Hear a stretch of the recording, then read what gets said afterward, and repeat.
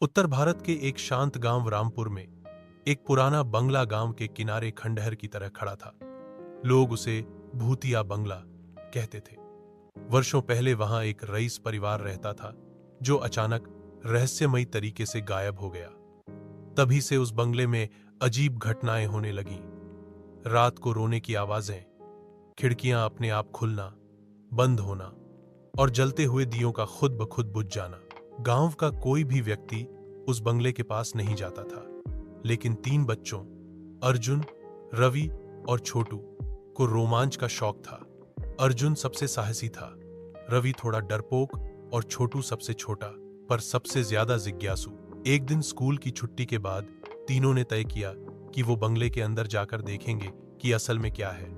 वे एक पुरानी टॉर्च और कुछ खाने की चीजें लेकर शाम के समय बंगले की तरफ निकल पड़े।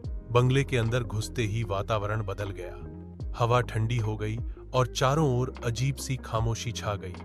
लकड़ी की सीढ़ियां चरमराई और दीवारों पर पुराने खून के धब्बे दिखे। छोटू डर के मारे अर्जुन का हाथ पकड़कर चल रहा था। अचानक एक दरवाजा अपने आप खुल गया और तीनों उसमें घुस गए। अंदर अंधेरा था। तभी दरवाजा जोर से बंद हो गया। अर्जुन ने टॉर्च चलाई।